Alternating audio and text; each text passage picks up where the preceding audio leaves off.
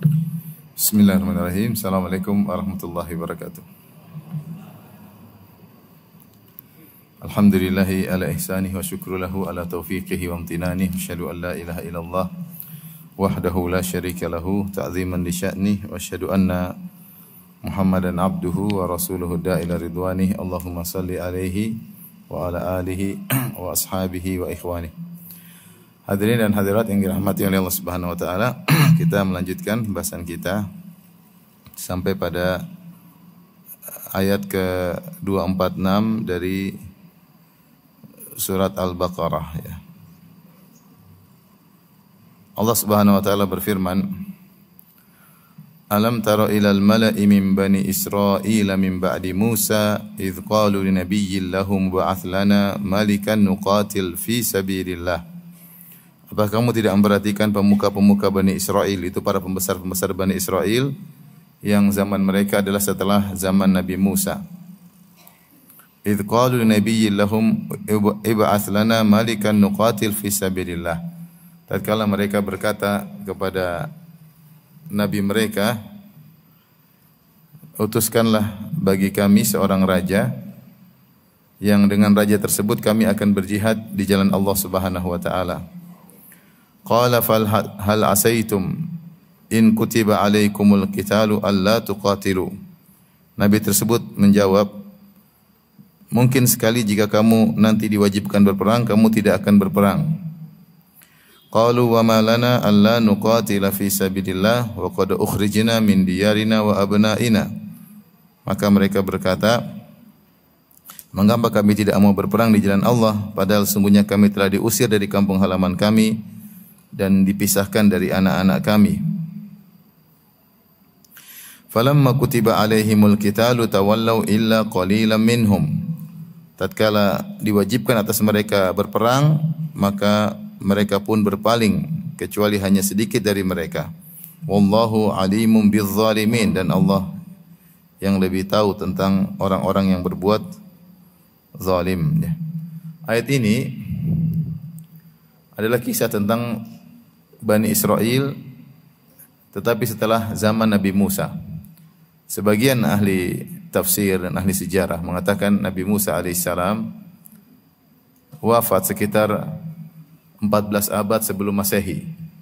Itu ada yang mengatakan, sebagaimana perkataan Tahir bin Ashur dalam tafsirnya Tahrir wa Tanwir, mengatakan bahwasanya Nabi Musa alaihissalam wafat sekitar 1380 sebelum Masehi. Adapun Masehi maksudnya lahirnya Nabi Isa ya. Jadi jarak antara Nabi Musa dengan Nabi Isa sekitar 14 abad ya. Ini pendapat sebagian ahli tarikh, ahli sejarah. Kemudian di zaman Nabi Musa ya, belum ada kerajaan ya. Bahwasanya nabi-nabi Bani Israel sejak Nabi Yakub alaihissalam, kemudian anak-anaknya di antaranya Nabi Yusuf alaihissalam, dan seterusnya hingga sampai Nabi Musa alaihissalam, tidak ada namanya kerajaan di Bani Israel. Kalau ada satu nabi meninggal dunia, maka akan digantikan dengan nabi berikutnya. Nabi-nabi itulah yang kemudian ya Bani Israel yasusuhumul anbiya, sebagian dalam hadis bahwasanya Nabi Bani Israel mereka diatur oleh nabi-nabi mereka. Terus hingga zaman Nabi Musa alaihissalam. Kemudian setelah Nabi Musa meninggal dunia, maka kenabian dilanjutkan oleh Yusha bin Nun. Yusha bin Nun adalah muridnya Nabi Musa yang menemani Nabi Musa dalam perjalanan mencari Nabi Khadir yang Allah sebutkan dalam surat Al-Kahfi, yang Allah berfirman, wa idh qala Musa li fatahu la abrahu hatta ablugha majma'al bahraini aw amdiya hukuba. Ketika Musa berkata kepada muridnya yang membantunya menemani dia untuk mencari Nabi Khadir, yang Allah sebutkan dalam surat Al-Kahfi. Ketika Nabi Musa meninggal dunia, maka kenabian dipegang oleh Yusha bin Nun. Disebutkan setelah di zaman Yusha bin Nun dan setelah Bani Israel keluar dari Tih Mereka tersesat selama 40 tahun, yatihuna fil ardi arba'ina sanah. Mereka tidak bisa sampai menuju ke Palestina. Mereka terus disesatkan oleh Allah 40 tahun. Setelah itu mereka akhirnya masuk ke dalam Palestina.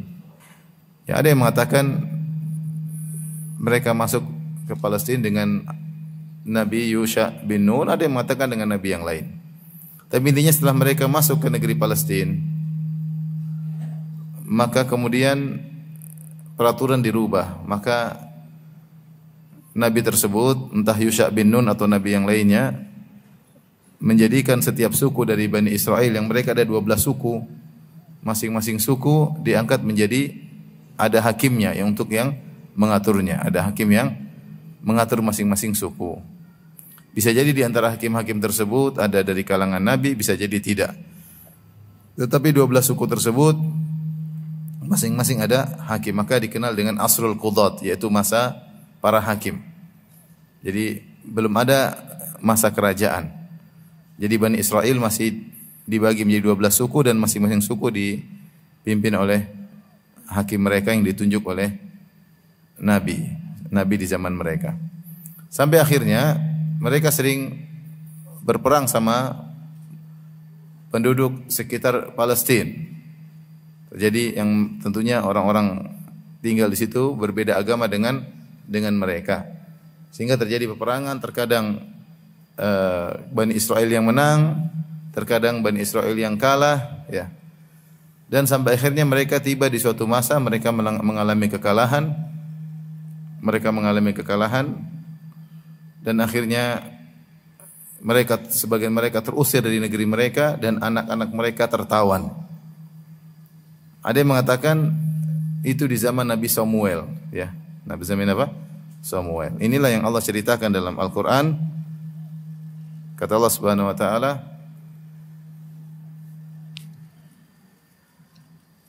Alam tara ilal mala'i min bani Israil min ba'di Musa. Tidakkah engkau melihat atau tidaklah engkau memperhatikan kepada pemuka-pemuka Bani Israel, disebut dengan al-mala'. Jadi para pemuka-pemuka ini mereka berkumpul untuk mencari solusi atas permasalahan yang mereka hadapi. Mereka kalah dalam perang, mereka terusir dan anak-anak mereka tertawan. Disebut dengan al-mala', ada yang mengatakan mereka disebut al-mala' karena mereka yamla'unal uyun, karena menarik perhatian. Kalau orang melihat mereka terpesona karena mereka para pembesar, karena nasab mereka, karena kekayaan mereka, karena kedudukan mereka. Ya, ini intinya para pembesar-pembesar mereka lah yang berdiskusi mewakili rakyat jelata dari Bani Israel. Kata Allah, al-mala' min Bani Israila min ba'di Musa, yang mereka dari keturunan Bani Israel. Sebenarnya kita ketahui Bani Israel maksudnya adalah keturunan anaknya Yakub alaihissalam, karena Yakub namanya Nabi Yakub alaihissalam namanya apa? Israel. Dan Israel Nabi Yakub punya anak 12. Di antaranya adalah Binyamin dan Yusuf alaihissalam dan 10 saudara mereka. Dari 12 orang inilah kemudian beranak pinak yang semuanya disebut dengan Bani Israel. Di antara keturunan-keturunan tersebut muncullah nabi-nabi. Di antaranya Nabi Musa, di antaranya Nabi Harun, di antaranya Nabi Yusha bin Nun, dan seterusnya sampai kepada Nabi Samuel, ya. Sampai kepada Nabi Samuel. Nah, kisah ini terjadi di zaman Nabi Samuel sebagaimana penjelasan banyak ahli tafsir. Karena mereka dalam kondisi kalah dalam peperangan, terusir, kemudian anak-anak mereka tertawan, akhirnya mereka berkata kepada nabi mereka, "Idz qalu nabiyyin lahum." Mereka berkata kepada nabi mereka. Nabi sini kurang begitu terkenal, ya. Makanya Allah datangkan dengan nakirah, qalu nabiyyin. Mereka berkata kepada sang nabi di antara mereka. Ada yang mengatakan Nabi Samuel atau Nabi Shamuel, ya. Mereka berkata, "Ib'ats lana malikan nuqatil fi sabilillah." Kata mereka, "Wahai sang nabi, tunjuklah atau utuslah bagi kami seorang raja yang kami ingin berperang di jalan Allah Subhanahu wa taala." Karena mereka sebelumnya enggak punya raja sama sekali. Mereka enggak punya raja sama sekali. Sehingga mereka berperang tanpa ada raja yang memimpin. Hanya mungkin hakim-hakim Masing-masing kabilah, suku punya hakim atau dipimpin oleh seorang nabi ya. Dan seakan-akan sebagian ahli tafsir mengatakan mereka menyatakan kekalahan mereka karena tidak ada raja yang apa? Yang memimpin mereka. Sementara musuh mereka memiliki raja. Maka kami butuh raja untuk mempersatukan kami dan memerangi mereka. Maka utuslah bagi kami seorang raja agar kami bisa berperang di jalan Allah Subhanahu wa taala. Sang nabi menyampaikan kepada mereka ya. Qala hal asaitum in kutiba alaikumul qitalu alla tuqatilu. Nabi tersebut berkata, Nabi Samuel, bisa jadi kalau diwajibkan atas kalian berperang, nanti diutus raja, kemudian kalian wajib berperang, nanti kalian enggak mau perang nanti. Katanya mau jihad nanti karena berat, jihad tidak mudah, musuh kalian besar. Musuh kalian banyak ya. Oleh karenanya ini dalil bahwasanya mereka tidak diwajibkan untuk berperang. Mereka tidak wajibkan untuk berperang ketika itu. Di antara sebabnya karena mereka tidak kuasa melawan musuh-musuh mereka yang jumlahnya sangat banyak. Mungkin mereka tidak punya kemampuan sehingga mereka harus terusir dari negeri mereka. Makanya sang Nabi berkata, artinya sekarang kalian dalam keringanan. Kalian tidak wajib untuk berperang. Karena jihad itu ada syarat dan ketentuannya. Tapi kalau sudah diutus raja kepada kalian, kalian harus berperang. Maka sang Nabi khawatir, sang Nabi berkata, qala hal asaitum in kutiba alaikumul qitalu alla tuqatilu. Jangan-jangan nanti kalau sudah diutus raja untuk kalian, nanti kalian malah tidak mau berperang. Maka mereka berkata, qalu wa ma lana alla nuqatila fi sabilillah wa qad ukhrijna min diyarina wa abnaina. Kata mereka, ngapain kami tidak berperang? Kondisi kami memaksakan kami harus berperang. Kenapa kami sudah terusir dari negeri kami? Tidak ada yang lebih sedih dan pilu daripada terusir dari kampung halaman. Ini kami sudah tinggal di Palestina, sudah beranak pinak, kemudian sekarang kami diusir, kalah dalam peperangan, ini diusir oleh musuh. Yang kedua, wa abnaina wa qad ukhrijna min diyarina wa abnaina. Kami telah terusir dari negeri kami dan kami telah terusir dari anak-anak kami. Artinya anak-anak mereka ada yang tertawan. Jadi ngapain lagi udah? Seakan-akan bagi mereka kehidupan sudah tidak ada artinya kalau harus terusir dari negeri sendiri dan harus terpisah dari anak-anak. Sehingga mereka misalkan mengatakan enggak mungkin kami enggak mau perang. Kami pasti mau perang karena tidak ada alasan bagi kami untuk tidak berperang. Alasan sudah sangat kuat bagi kami untuk nekat mati. Kenapa? Karena kami sudah terusir dari negeri kami dan kami sudah terpisah dari anak-anak kami. Namun apa kata Allah Subhanahu wa taala?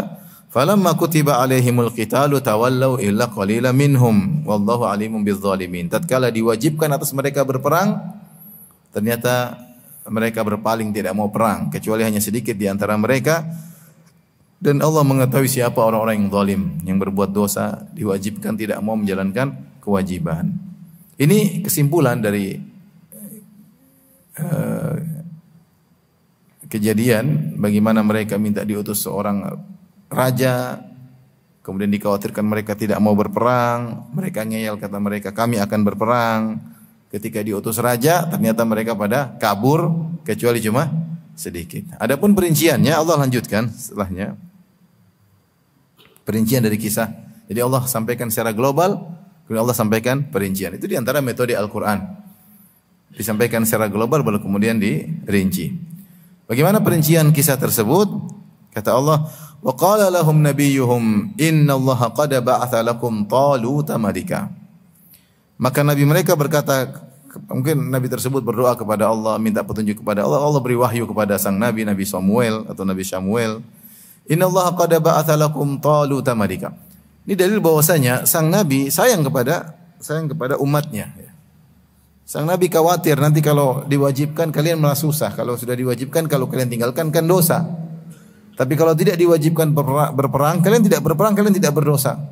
Kalian tidak berdosa. Tapi kalau sudah diwajibkan kalian tinggalkan, maka itu ada hukumnya dosa. Maka Nabi tersebut sayang jangan-jangan nanti kalau diwajibkan perang kalian tidak mampu. Tapi mereka ngeyel, mereka bilang ngapain kita tidak mampu? Kita pasti nekat. Apa artinya kehidupan kalau kita sudah diusir dari negeri dan dipisahkan dari anak-anak?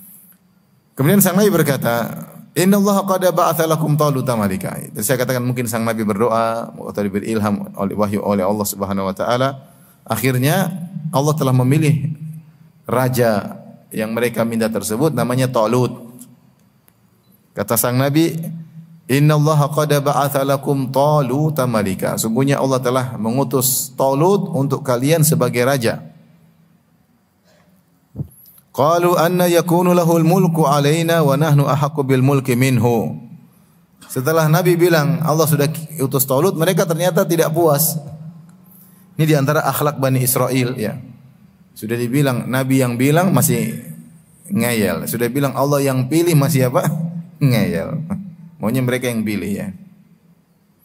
Nabi sudah bilang innallaha qad ba'atha lakum Taluta malika. Mereka kamu kan yang minta diutus raja. Ini langsung yang milih bukan saya lagi. Langsung siapa? Allah. Innallaha qad ba'atha lakum Taluta malika. Sungguhnya Allah telah mengutus Talut untuk jadi raja bagi kalian. Mereka protes. Qalu anna yakunu lahul mulku alaina wa nahnu ahaqqu bil mulki minhu wa lam yu'ta sa'atan minal mal. Mereka bilang kok bisa Talut yang jadi raja kami? Sementara ya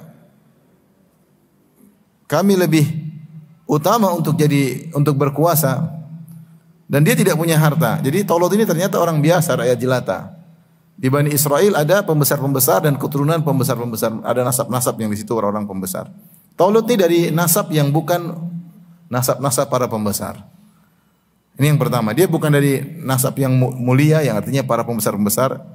Yang kedua dia enggak punya duit. Seandainya dia tidak memiliki nasab yang tinggi tetapi dia punya duit, tidak apa-apa. Ini dua-duanya enggak ada. Dia bukan dari keturunan nasab yang mulia. Yang kedua, dia tidak punya harta. Walam yu'ta sa'atan minal mal. Mereka protes kenapa Allah pilih dia. Ya. Maka Nabi Samuel menjelaskan, qala innallaha astafahu 'alaikum wa zadahu bastatan fil ilmi wal jism. Sungguhnya Allah telah memilih dia untuk menjadi raja kalian dan Allah tambahkan pada Talut, Allah berikan kepada beliau bastah, yaitu keluasan fil ilmi wal jism. Dia punya ilmu yang luas dan dia punya tubuh yang kuat.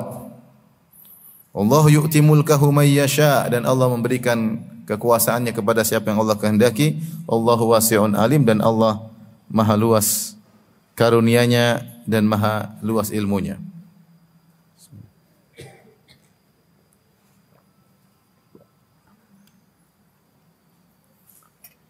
Baik, jadi inilah di antara kebejatan Bani Israel ya. Mereka sendiri yang minta Allah pilihkan raja, sudah dipilih oleh raja, mereka protes. Kemudian mereka bertanya ya, kenapa Talut yang jadi raja? Mereka punya pandangan yang mereka berharap mereka yang jadi raja dari keturunan mereka. Karena disebutkan Bani Israel, ada yang mengatakan sebagian ahli tafsir, Bani Israel secara umum terbagi menjadi dua golongan. Golongan yang di situ keturunan para ulama yang suku-sukunya biasanya menjadi orang-orang alim. Yang satu sukunya bagian kekuasaan, pejabat-pejabat.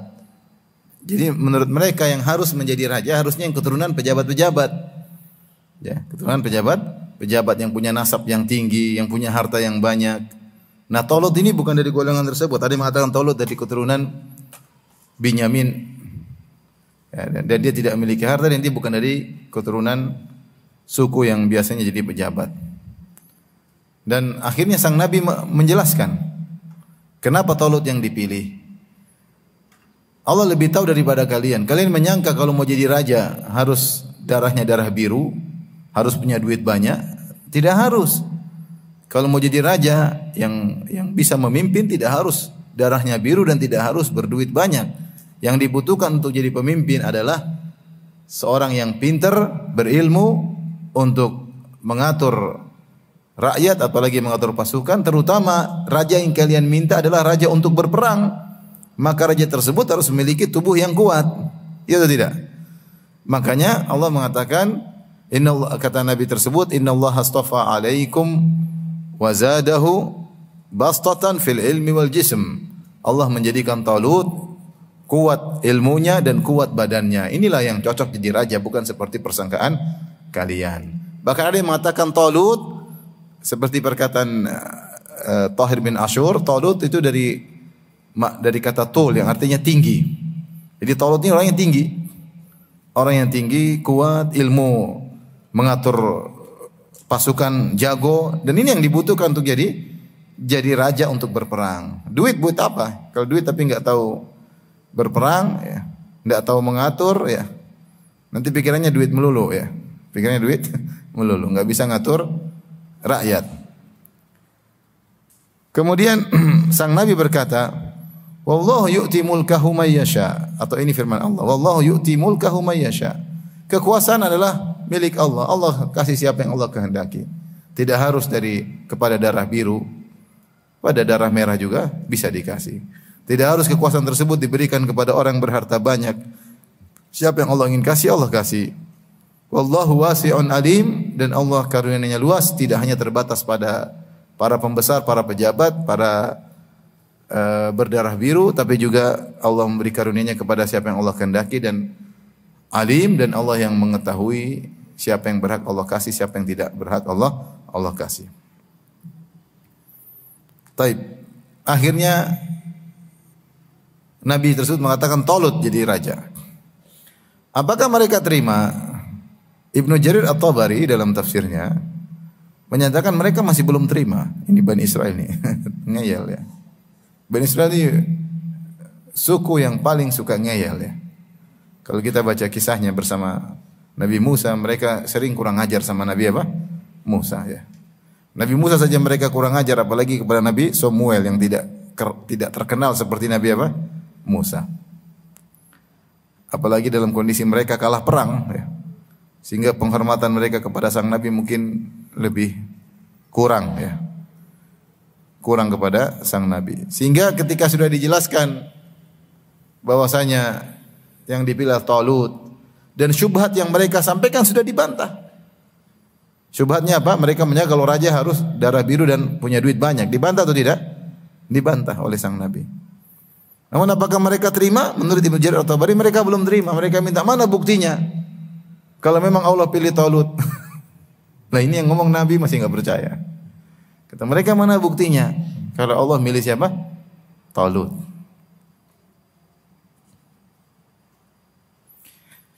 Kata Allah Subhanahu wa taala melanjutkan kisah, wa qala lahum nabiyyuhum inna ayata mulkihi ay ya'tiyakumut tabutu fihi sakinatun min rabbikum wa baqiyatun mimma taraka alu Musa wa alu Harun tahmiluhul malaikah inna fi dzalika la ayatan lakum in kuntum mu'minin. Dan sang Nabi berkata kepada mereka, sungguhnya ayat mulkihi, sungguhnya tanda bahwasanya Talut akan menjadi raja. An ya'tiyakumut tabutu fihi sakinah, akan datang tabut itu sonduk min khashab, yaitu semacam peti, ya, terbuat dari apa? Kayu.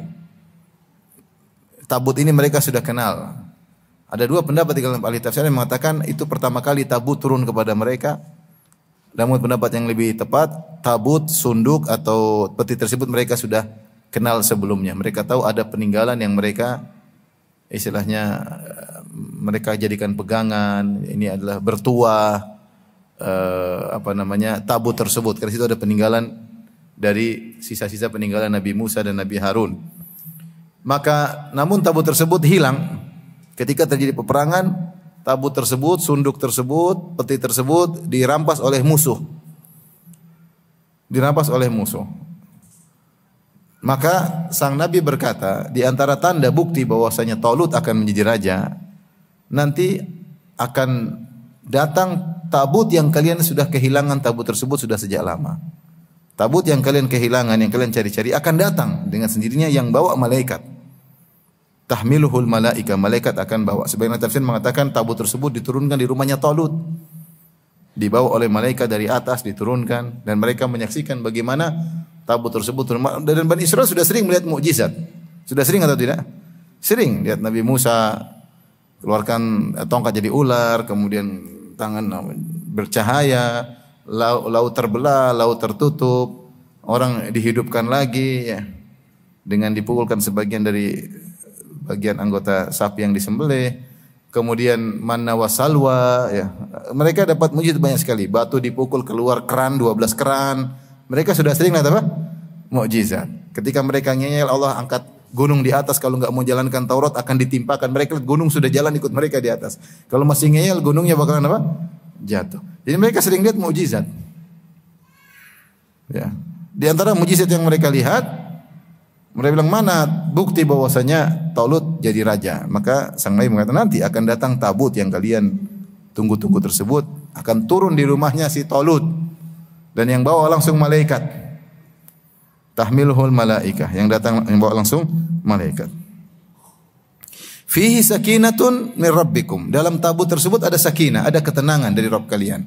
Nah, ketenangan di sini ada khilaf di kalangan para ulama. Apakah dia suatu yang abstrak atau suatu yang konkret yang ada dalam tabut tersebut? Ada yang mengatakan suatu yang abstrak. Artinya kalau tabut tersebut dibuka ketika mereka sedang berperang, mereka akan merasakan ketenteraman, seperti ada aura ketenteraman yang Allah keluarkan dari tabut tersebut sehingga mereka menjadi tenteram. Ini pendapat. Ada yang mengatakan, sebagian salah mengatakan ketenteraman itu maksudnya ada sesuatu, entah apa yang muncul berupa sesuatu yang konkret. Ada yang mengatakan ada semacam hewan, ada yang mengatakan semacam benda, ya intinya ada yang mengatakan semacam tempayan yang situ biasanya jantung para nabi dicuci di situ. Intinya yang khilaf di kalangan para salaf, tetapi ada sesuatu dalam sunduk tersebut, dalam peti tersebut yang menjadikan mereka tentram, entah apakah dia suatu yang abstrak atau suatu yang konkret, khilaf di kalangan para ahli tafsir. Kemudian wa baqiyatun mimma taraka alu Musa wa alu Harun tahmiluhul malaikah. Dan juga di situ ada sisa-sisa dari peninggalan Nabi Musa dan Nabi Harun. Apa peninggalan Nabi Musa dan Nabi Harun? Ada khilaf juga di kalangan para ulama. Ada yang mengatakan adapun peninggalan Nabi Musa adalah tongkat Nabi Musa di situ. Jadi tabutnya panjang, sunduknya panjang. Petinya tersebut panjang, di antaranya masih ada tongkat Nabi Musa di situ. Ini pendapat. Ada yang mengatakan di situ juga ada potongan-potongan dari Taurat yang masih tersisa. Ada yang mengatakan alwah, yaitu Taurat yang Allah tulis di lempengan batu yang kemudian pecah karena Nabi Musa ketika membawa wa alqal alwaha, ketika dia melihat Bani Israel, dia pulang dari Bukit Tirsina membawa perintah Allah sampai ke tempat Bani Israel, ternyata Bani Israel sedang menyembah sapi. Maka Nabi Musa pun marah, wa alqal ahwa, dia pun lempar lauh tersebut, maka pecah. Nah, pecahan tersebut diantaranya dimasukkan dalam sunduk tadi. Ini pendapat. Adapun peninggalan Harun, ada yang mengatakan adalah sorban yang biasa dipakai oleh Harun, ada di situ. Ininya sisa-sisa peninggalan Nabi Musa dengan Nabi Harun, dan ada sakinah. Kata sang Nabi, tahmiluhul malaikah, dan akan dibawa oleh malaikat turun ke rumahnya siapa? Talut. Inna fi dzalika laayatan lakum in kuntum mu'minin. Sungguhnya itu semua ada tanda bagi kalian jika kalian beriman. Masih ragu lagi ini kalau ini pilihan Allah.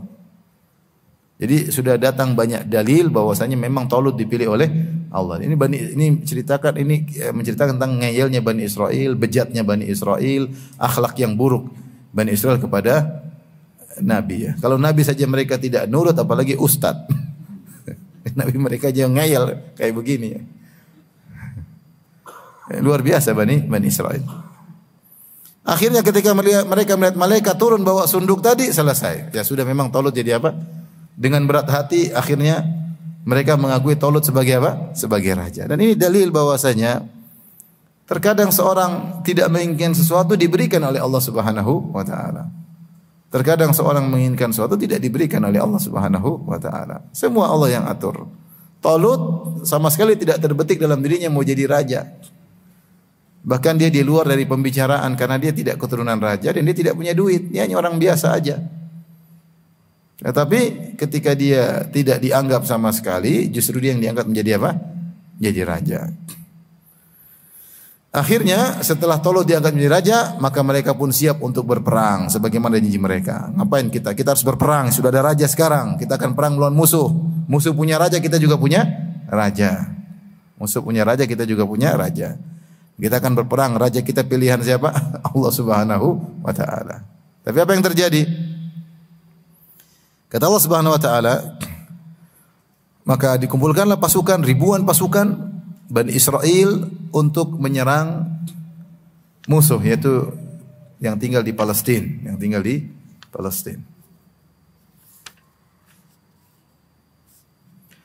Kata Allah Subhanahu wa taala, "Falamma fasala Talut bil junudi." Tatkala Talut ini dalam perjanjian lama namanya Saul. Kalau dalam Bible namanya apa? Saul. Di zaman Nabi Daud alaihissalam. Kemudian tadi nabinya siapa namanya? Samuel ya. Falamma fasala Talut, jadi namanya disebut kalau sebagian ahli tafsir seperti Tahir bin Ashur rahimahullah berkata, namanya Saul tapi gelarnya Talut karena dia tinggi. Talut dari Tala artinya tinggi. Badannya besar. Akhirnya dia pun bawa pasukan, ribuan pasukan. Falamma fasala Talutu bil junudi, tatkala dia bawa pasukan Bani Israel.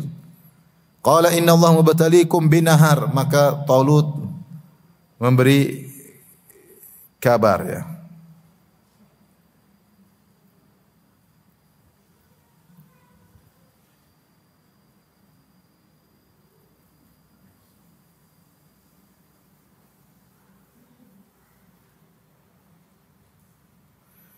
Memberi kabar dari Allah Subhanahu wa taala. Talut berkata, "Inna Allah mubtaliikum binahar." Allah akan menguji kalian dengan sebuah sungai. Kita nanti mau perang, kita akan lewat sungai.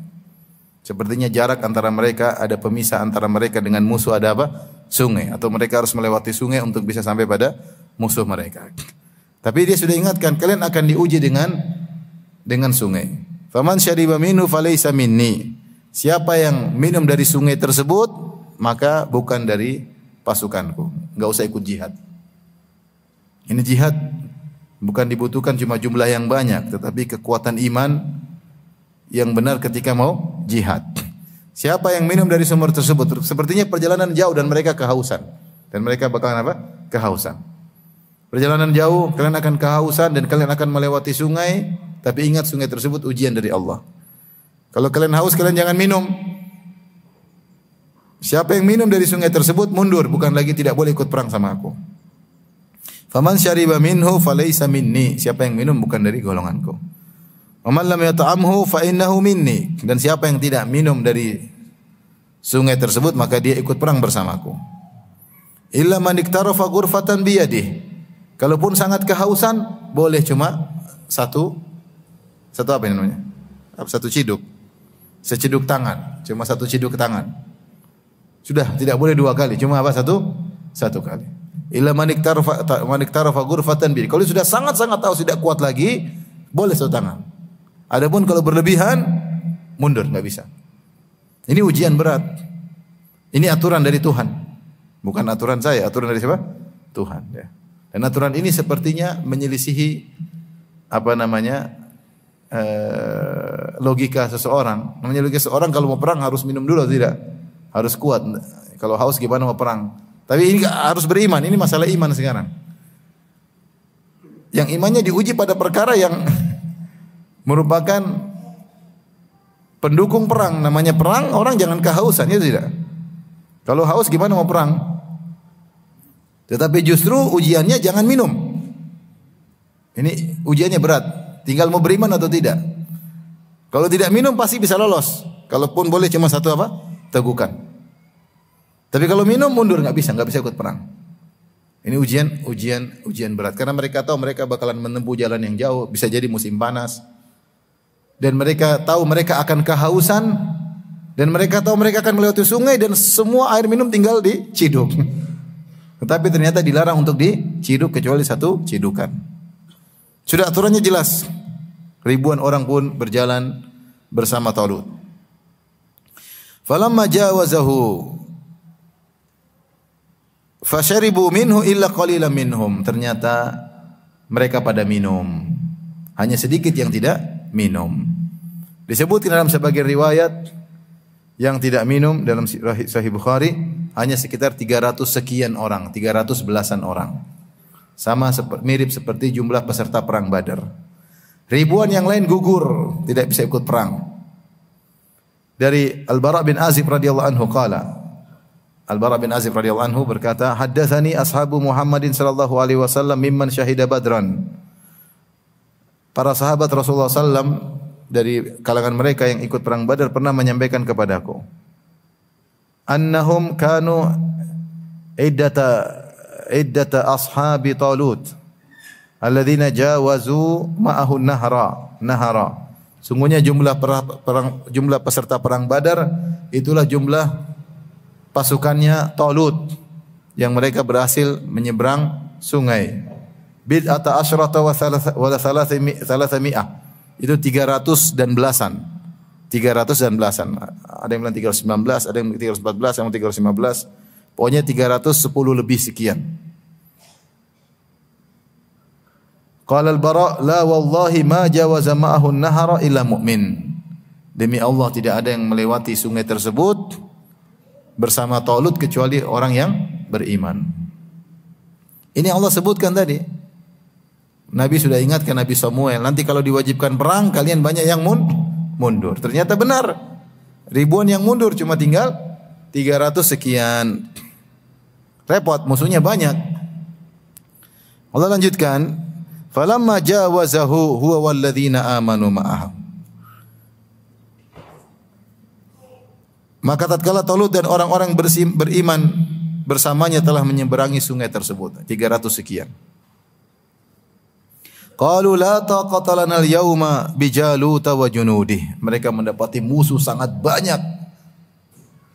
Maka sebagian mereka dari orang beriman tersebut yang imannya mungkin agak lemah, mereka ada dua, ada yang imannya kuat, ada yang imannya, tapi mereka semua orang beriman. Orang beriman ada dua, ada yang imannya kuat, ada yang imannya lemah. Di antara mereka ada yang berkata, La taqata lana al-yawma bi Jalut wa junudi. Hari ini kita enggak bisa lawan Jalut. Enggak bisa kita lawan mereka. Kita cuma 300 sekian, mereka ribuan. Gimana melawan mereka? Artinya mereka bukan mundur, tapi ya sudahlah, artinya kita bakalan apa? Kalah. Kita bakalan kalah. Mereka tetap berjihad, tapi kita bakalan apa? Kalah.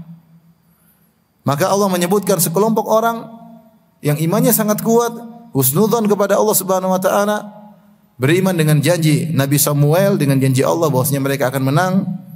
Kata Allah, qala alladziina yadhunnuna annahum mulaqullah. Dan berkatalah orang-orang yang mereka meyakini bahwasanya mereka akan bertemu dengan Allah di hari kemudian. Kam min fi'atin qalilatin ghalabat fi'atan katsiratan biiznillah. Betapa banyak jumlah yang sedikit mengalahkan jumlah yang banyak dengan izin Allah Subhanahu wa taala. Wallahu ma'as sabirin. Allah bersama orang-orang yang sabar. Mereka cuma ingatkan teman-temannya, sudahlah kita sabar. Kalau mau menang harus apa? Sabar. Kalau enggak sabar enggak bisa menang. Kenapa? Wallahu ma'as sabirin. Allah bersama orang-orang yang sabar.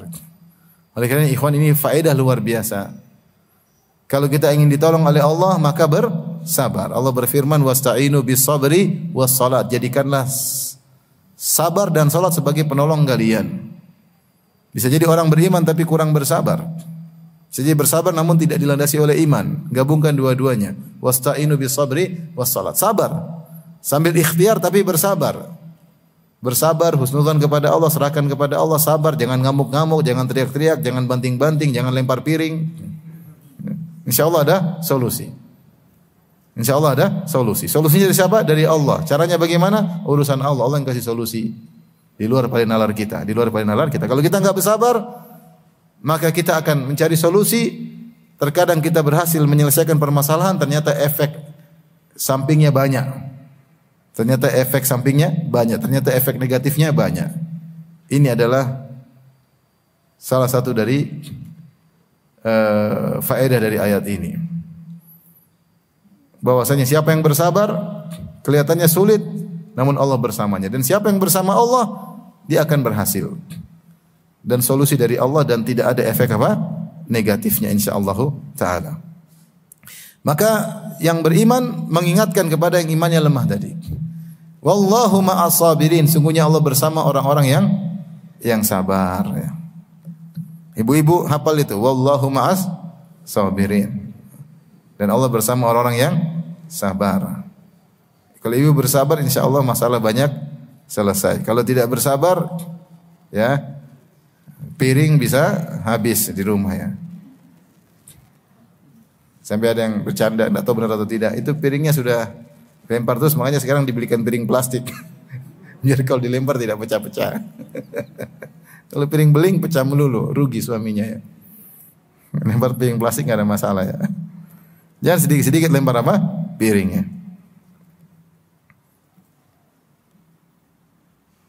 Ada kawan saya ribut cerita, dia ribut sama istrinya. Istrinya bawa semacam pedang kecil dengan sarungnya. Kata dia, mati saya sudah hari ini. Ini tidak melawan, dia bersabar.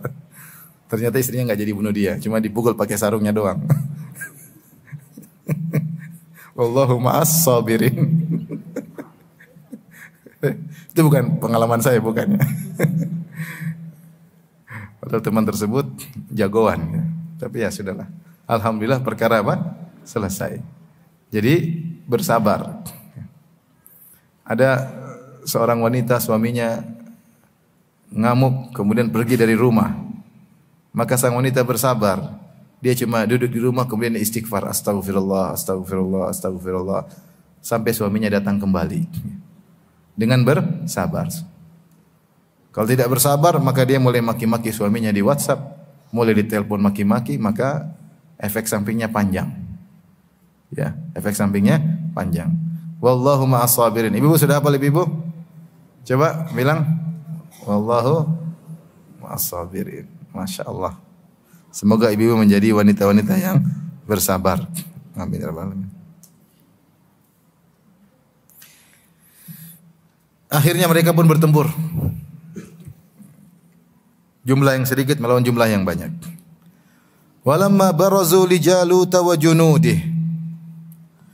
Tatkala mereka mulai mubarazah, sudah mulai muncul berhadapan, mereka sudah memunculkan diri untuk melawan Jalut. Walamma barazu, yaitu mereka muncul berhadapan. Barazu itu artinya nampak. Kalau mereka mulai nampak untuk berhadapan Jalut dan pasukannya. Jalut dari musuh, pimpinan musuh dan pasukannya. Maka mereka berdoa kepada Allah. Qalu rabbana afrik alaina sabra. Itu yang mereka lakukan terlebih dahulu, berdoa, tawakal kepada Allah. Mereka tidak bersandar kepada diri mereka. Qalu rabbana afrik alaina sabra. Ya Allah, curahkanlah kepada kami kesabaran. Afrik itu seperti kita numpain air. Afrik. Jadi mereka bilang, ya Allah, curahkan kepada kami, bukan sabar sedikit-sedikit, sabar sebanyak-banyaknya.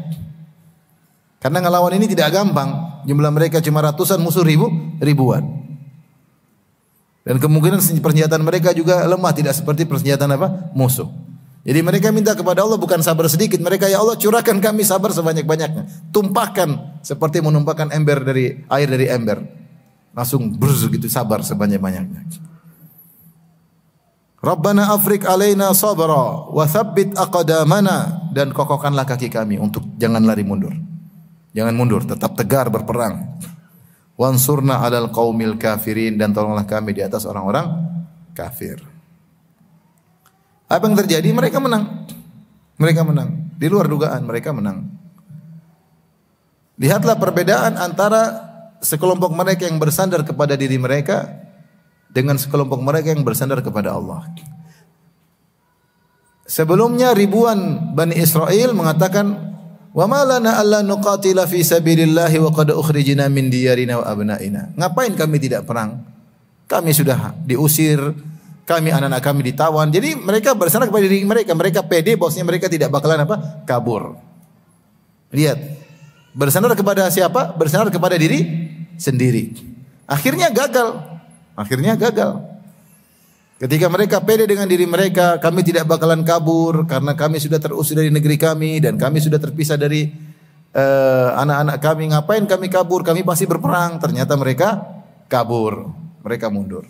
Ketika sekelompok yang sedikit ini bersandar kepada Allah, Allahumma sabirin, afrik alaina sabra wa tsabbit aqdamana. Mereka berdoa, ya Allah, curahkanlah kepada kami kesabaran dan kokohkanlah kaki kami. Mereka menang. Tatkala mereka bertawakal kepada Allah. Kam min fi'atin qalilatin ghalabat fi'atin katsirah.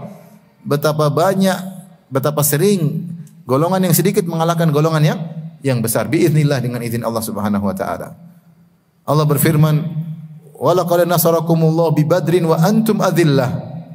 Sungguh Allah telah menolong kalian wahai kaum muslimin, kaum mukminin ketika perang Badar, wa antum adillah, padahal kalian jumlahnya cuma sedikit.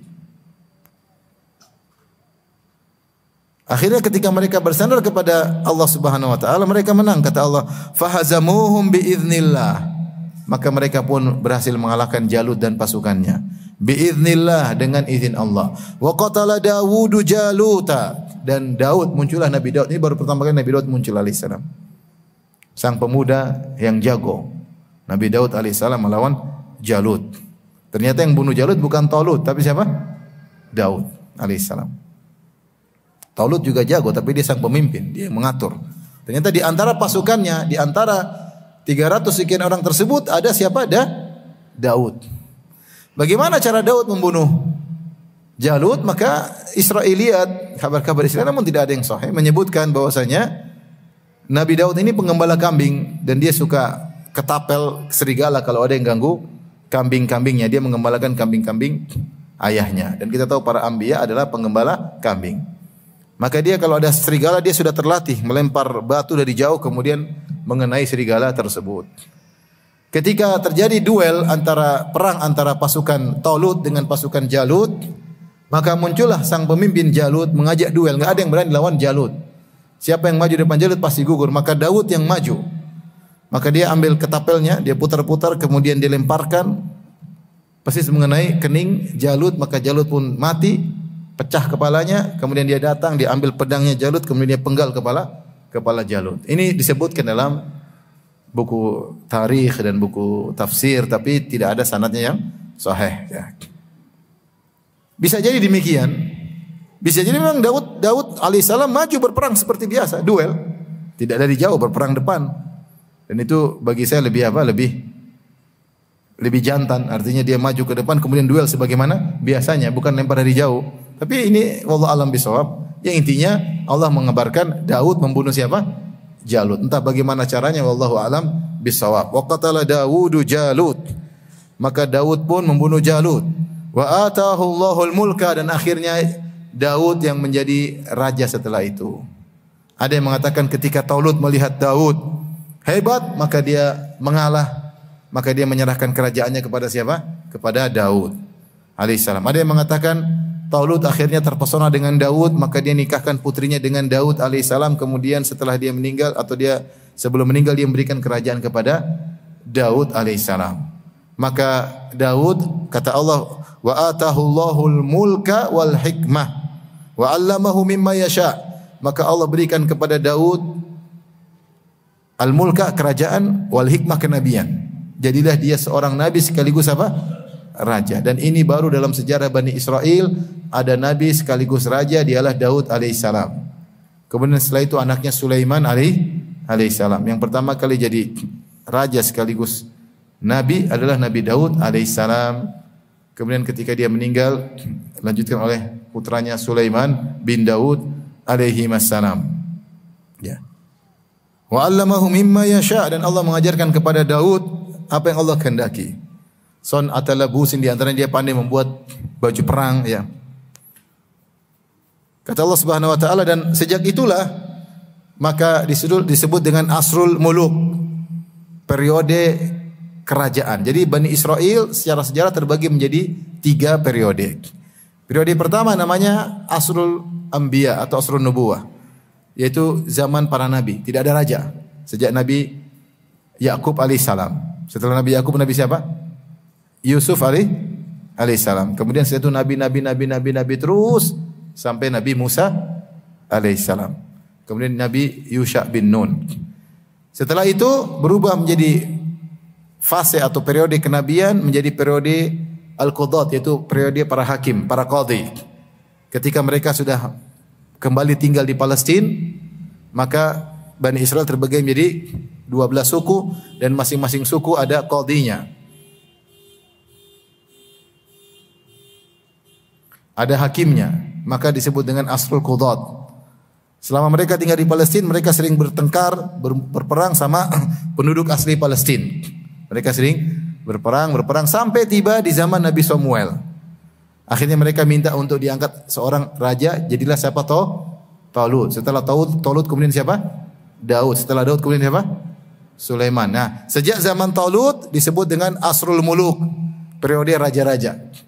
Periode raja-raja. Raja Talut, Raja Daud, kemudian Sulaiman. Setelah Nabi Sulaiman meninggal dunia, maka terjadi perpecahan, jadilah dua kerajaan. Satunya kerajaan Israel Raya, satunya kerajaan apa saya lupa. Ya, jadi dua kerajaan. Kemudian dua kerajaan itu kalau nggak salah kerajaan Israel, kerajaan Yahuda, saya lupa ya. Tapi dua kerajaan. Kemudian mereka sering berperang, perang saudara sampai akhirnya hilanglah kerajaan Yahudi. Hilanglah kerajaan Bani Israel. Kemudian mereka terpecah-pecah, mereka karena sikap mereka yang bejat, mereka dimusuhi sama di sana sini, dibunuh di sana sini, termasuk dibunuh oleh Hitler ya. Sampai akhirnya mereka kembali lagi sekarang di Palestina untuk membangun Israel Raya. Tetapi Asrul Muluk, masa kerajaan dimulai dari Talut. Faham ya? Baik. Kata Allah Subhanahu wa taala, "Walaula daf'ullahi an-nasa ba'dahum bi ba'dhin lafasadatil ardu, walakinallaha dzu fadlin 'alal 'alamin." Kalau bukan Allah menolak keganasan sebagian umat manusia dengan sebagian yang lain, pasti rusaklah bumi ini. Tetapi Allah mempunyai karunia yang dicurahkan kepada alam semesta. Artinya, kalau tidak ada yang berjihad, kalau seandainya Talut tidak diangkat oleh Allah, tidak ada yang menghalangi Jalut, maka terjadi kemaksiatan, terjadi kesyirikan di mana-mana. La fasadatil ardu. Bumi akan rusak, dipenuhi dengan kemaksiatan dan dipenuhi oleh dengan kesyirikan dan kekufuran. Tetapi dengan disyariatkan jihad, peperangan, maka terhentilah atau berkuranglah kerusakan tersebut. Ada di antara manusia-manusia yang bertauhid kepada Allah, di antara manusia-manusia yang taat kepada perintah Tuhan. Kalau tidak demikian maka semuanya akan rusak, akan penuh dengan kesyirikan, kekufuran dan kemaksiatan. Walakinallaha dzu fadlin 'alal 'alamin, tapi Allah memiliki karunia, Allah berikan kepada semesta alam. Setelah itu ayat yang terakhir Allah berfirman, "Tilka ayatullahi natluha 'alaika bil haqq." Itu adalah ayat-ayat dari Allah yang kami bacakan kepadamu dengan benar. Wa innaka laminal mursalin, sesungguhnya engkau wahai Muhammad termasuk dari nabi-nabi yang diutus. Artinya ini kisah Bani Israel. Allah ceritakan kepada Nabi Muhammad SAW. Para Nabi Muhammad SAW tidak bisa baca, tidak bisa tulis. Dan Nabi Muhammad SAW ketika di Mekah tidak berinteraksi dengan Yahudi. Tetapi dia bisa tahu tentang kisah-kisah Yahudi. Bahkan kisah detail seperti ini. Ada Samuel, ada Talut, ada Daud, bagaimana kisahnya. Bagaimana ngeyalnya Bani Israel. Ini menunjukkan bahwasanya dia seorang nabi. Karena dari mana dia dapat ini? Kalau bukan dari Tuhan Rabbul Alamin yang mengetahui kejadian masa lalu maupun masa depan. Makanya Allah mengatakan, "Tilka ayatullahi natluha 'alaika bil haqq." Inilah ayat-ayat Allah yang kami bacakan kepada engkau dengan benar wahai Muhammad. Wa innaka laminal mursalin, sungguhnya engkau adalah seorang nabi. Di kalangan nabi-nabi yang diutus, di antara dalilnya adalah engkau mengetahui kisah Bani Israel padahal tidak ada yang pernah cerita sama kamu. Makanya saya pernah lihat di YouTube seorang pendeta Yahudi. Dia bilang kita harus mengakui Muhammad ini memiliki maksudnya suatu tanda dari Tuhan. Kenapa? Dia sebutkan, saya dengar langsung di YouTube dia. Karena Muhammad ini tinggal di Mekah. Di Mekah tidak ada komunitas Yahudi. Komunitas Yahudi semuanya di mana? Di Madinah atau di Khaybar, karena mereka menunggu kedatangan nabi terakhir yang akan berhijrah di daerah penuh dengan korma, dan Mekah bukan kebun. Tidak ada kebun di sana. Sehingga tidak ada komunitas Yahudi di sana. Yahudi adanya di Madinah, di Mekah. Tetapi kenapa ketika Nabi Muhammad di Mekah banyak ayat-ayat turun tentang Bani Israel? Dan dia tidak pernah berinteraksi dengan Bani Israel. Tidak lain menunjukkan memang dia diberi wahyu oleh Tuhan. Demikian kata pendeta Yahudi. Dan di antara orang-orang Nasara ada orang Yahudi, ada yang mengakui Nabi Muhammad seorang nabi, ada. Dan itu disebut oleh Imam Syafi'i rahimahullah taala bahwa di zaman dia ada orang-orang Bani Israel yang beriman kepada Nabi Muhammad, tapi Muhammad adalah nabinya Arab, faham? Bukan nabi kami. Dia tidak mengatakan Muhammad pendusta, enggak. Dia Muhammad benar, buktinya gini, tapi Muhammad itu nabinya orang Arab. Ya. Adapun kami tidak perlu beriman kepada Muhammad. Ini ada model ahlul kitab yang seperti itu. Ya. Makanya di antara mereka ada yang ahlul kitab yang ahli tauhid. Di antaranya disertasi yang ditulis oleh kawan saya, Tahir Wayat dari Amerika, disertasinya berjudul Al-Muwahhiduna minan Nasara. Ahli tauhid dari kalangan Nasara. Mereka tidak mensekutukan Allah, mereka tidak mengatakan Nabi Isa adalah putra Allah, tidak. Tapi mereka juga tidak beriman dengan siapa? Nabi Muhammad nabi, tapi nabinya orang Arab, bukan nabinya Bani Israel. Demikian Bapak Ibu yang dirahmati Allah Subhanahu wa taala, wallahu alam bisawab ya. Demikian saja Ibu yang dirahmati Allah Subhanahu wa taala, kajian kita insyaallah kita lanjutkan 2 pekan lagi. Mohon maaf atas pertanyaan yang tidak bisa saya jawab karena kekurangan ilmu. Subhanakallah bihamdik asyhadu an la ilaha illa anta astaghfiruka wa atubu ilaik. Assalamualaikum warahmatullahi wabarakatuh.